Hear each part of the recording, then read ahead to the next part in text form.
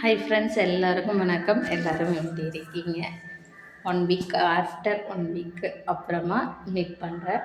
எல்லாரையும் அந்த கந்தன் நலமுடன் வச்சுருக்கணும். கண்டிப்பாக நோயற்ற வாழ்வை ஒவ்வொருத்தருக்கும் கொடுக்கணும் லைஃப்பில். அப்புறம் நினச்ச காரியங்கள் வெற்றியை நோக்கி பயணிச்சிட்ருப்பீங்க. அது கண்டிப்பாக வெற்றிங்கிற இலக்கை உங்கள் கையில் கொடுக்கும். கண்டிப்பாக கவலை வேணாம். அப்புறம் பார்த்திங்கன்னா, இப்போ நிறைய பேரை நம்ம லைஃப்பில் மீட் பண்ணிகிட்ருக்கோம்.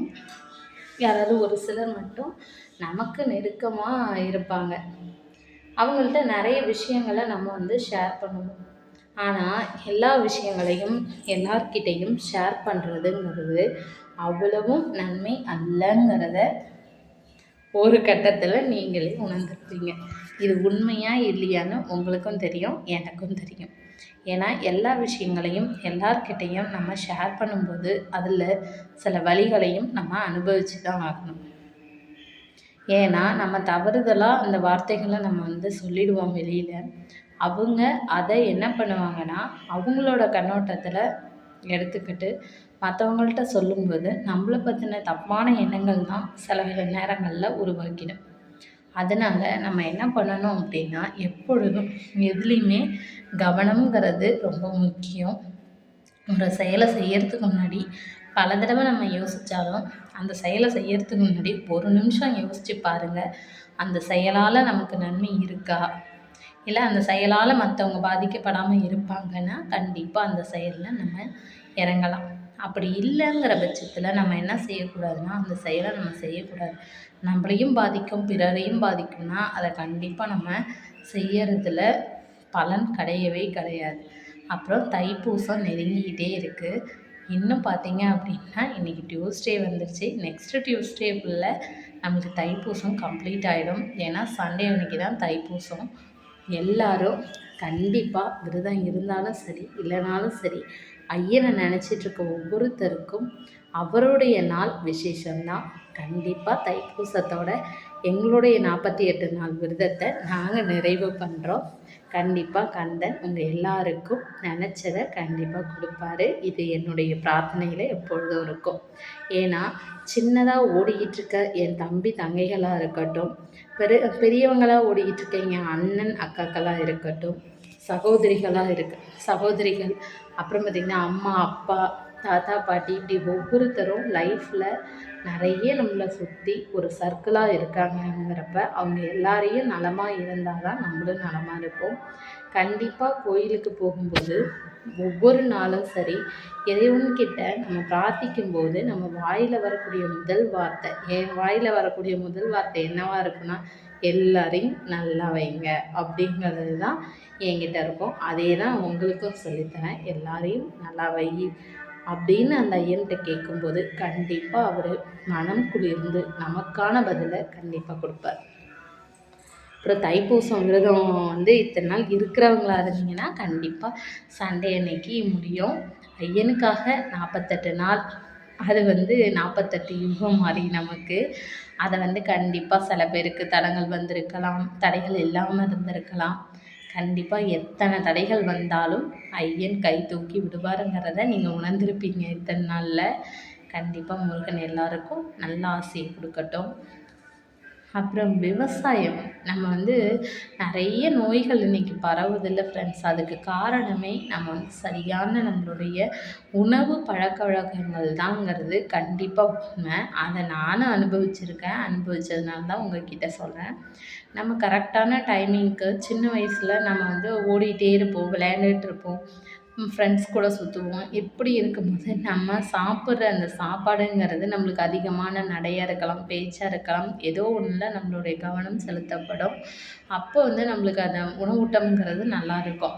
போக போக நம்ம ஸ்ட்ரகிள், அதாவது ஒரு ஃபேமிலிக்குள்ளே வரும்பொழுது நம்ம ஜாபுக்கு போகாமல் நம்ம தனியாக இப்போ வீட்டில் இருக்கோம் அப்படின்னா அந்த ஃபுட்டு இது பார்த்திங்கன்னா நம்ம அதில் பின்னடைவை தான் நம்ம சந்திக்கிறோம். அதனால நம்மளுக்கு வெயிட்டு கெயின் ஆகி நம்மளை ஒரு டிப்ரெஷனுக்கு தள்ளிடும். உண்மையிலே அந்த டிப்ரெஷன் யார்கிட்டையும் சொல்லி அழ முடியாத ஒரு கட்டமாக இருக்கும். ஏன்னா நம்ம ஆசைப்பட்ட எந்த ஒரு ட்ரெஸ்ஸை கூட நம்மளால் போட முடியாது. அது மட்டும் இல்லாமல் 1 மினிட். அதனால் நம்ம நிறைய டிப்ரெஷனுக்கு நம்ம தள்ளப்படுறோம் இல்லையா? நம்மளுக்கு ட்ரெஸ்ஸை விட்டுத்தலுங்க, யாராவது நம்மளை குண்டுன்னு சொல்லும்போது நமக்கு எவ்வளோ கஷ்டமாக இருக்கும். அது உண்மையிலே நான் சிரிச்சிட்டு சொல்கிறேன். ஆனால் கேட்கும்போது எனக்கே அவ்வளோ கஷ்டமாக இருக்கும். ஏன்னா அவங்க நினைக்கலாம் நம்ம நிறைய சாப்பிட்றோம், நிறையா ஜாலியாக இருக்கும் அப்படின்னு நினச்சிட்ருக்கான். கண்டிப்பாக கிடையவே கிடையாது. நம்மளால் இவ்வளோ சாப்பாடு சாப்பிட்டாலும் 2 இட்லி சாப்பிட்டாலும் நம்ம உடம்போட வாகு ஏறிட்டே இருக்கும். அது நமக்கு தான் தெரியும், அவங்க கண்டிப்பாக தெரியாது. சொல்கிறப்ப சொல்லிட்டு போயிட்டே இருப்பாங்க. ஆனால் நம்ம அந்த கஷ்டத்தை அனுபவிக்கிறப்ப நமக்கு எவ்வளோ கஷ்டமாக இருக்கும். உண்மையிலே சொல்கிறேன் ஃப்ரெண்ட்ஸ், அது ரொம்ப ஒரு பெரிய வலி. அதனால் நம்ம யாரையும் பார்த்து ஐயோ இவ்வளோ குண்டாக இருக்காங்க அது நம்ம சொல்லவே வேணாம். ஏன்னா நம்ம இதுக்கான ஒரு சொல்யூஷனை நம்ம தேடி போகணும். சொல்யூஷன் எங்கே இருக்குது அப்படின்னு பார்த்தீங்கன்னா நம்மக்கிட்ட தான் இருக்குது. நம்ம நல்ல ஹேபிட்ஸை நம்ம கடைப்பிடிக்க கற்றுக்கணும். ஃபுட்டாக இருக்கட்டும், நம்மளுக்கு பிடிச்ச பொருளாக இருக்கட்டும், அளவுக்கு அதிகமாக அதை நம்ம சாப்பிடக்கூடாது. இன்னொன்று, நம்ம நிறைய திங்க் பண்ணக்கூடாது. நல்ல ஓவர் ஸ்ட்ரெஸ்ஸாக இருந்ததுன்னா கண்டிப்பாக அந்த ஸ்ட்ரெஸ்லேருந்து வெளில வந்துடுங்க. ஏதாவது ஒன்றில் நம்மளுடைய கவனத்தை செலுத்துங்க. கண்டிப்பாக இதெல்லாம் மாறினா தான் நம்மளுடைய வெயிட்டுங்கிறது லெஸ் ஆகும். ஃபுட்டு எடுத்துட்டிங்கன்னா அதுக்காக பட்னி கடந்து ஒரு நம்ம யூடியூப்பில் நான் பார்த்தேன். எல்லாருமே பார்த்துருப்பீங்க அந்த நியூஸை. அந்த பொண்ணு வெங்காரம் சாப்பிட்டு இறந்துட்டேன். அந்த வெங்காரம்ங்கிறது ஒரு பெஸ்டிசைடாக யூஸ் பண்ணுறது. நான் என்ன சொல்கிறேன், சடனாக ஒரு வெயிட்டை குறைச்சி நீங்கள் எங்கேயாவது ஏதாவது அழகி போட்டிக்கு போக போகிறோமா? கிடையாது. நம்ம வெயிட்டை எதுக்காக லாஸ் பண்ணுறோம்? நம்மளோட ஹெல்த்துக்காக. அப்போ நம்ம ஹெல்த்தை பாதித்து நம்ம அதை செய்யணுங்கிறப்ப தேவையில்லை. அதனால் நம்ம ஹெல்த்தியாக நம்மளுடைய பாடியோட வெயிட்டை நம்ம கம்மி பண்ணணும். அதுக்கு குட்டி குட்டியாக சில ஹேபிட்ஸை நம்ம கடைபிடிச்சாலே கண்டிப்பாக நம்ம இப்போ நம்மளுடைய வெயிட்டை லாஸ் பண்ணலாம். கார்ப்ஸை குறைச்சிட்டு ப்ரோட்டீன்ஸை எடுத்துக்கிட்டு, அதாவது நம்மளுடைய சாப்பாடுங்கிறது சரிவிகித உணவாக இருக்கணும். கார்ப்ஸும் இருக்கணும், ப்ரோட்டீன்ஸும் இருக்கணும், ஃபேட்ஸும் இருக்கணும். இது எல்லாமே நம்மளுடைய பாடிக்கு தேவை தான். இது மட்டும் இல்லாமல் மினரல்ஸ் நிறைய தண்ணி குடிக்கணும். அதுலேருந்து கிடைக்கக்கூடிய நம்மளுக்கு மெக்னீஷியம், சோடியம், இது எல்லாமே நம்மள உடம்புக்கு தேவையான ஒன்று தான். அதனால் நம்ம எதையும் இது பண்ணாமல், அவாய்ட் பண்ணாமல், மில்க்கு சில பேருக்கு ஒத்துக்காது. எனக்கெலாம் மில்க் சாப்பிட்டா என்னை ஏறியாமல் எங்கேயோ போயிடும் வெயிட்டு.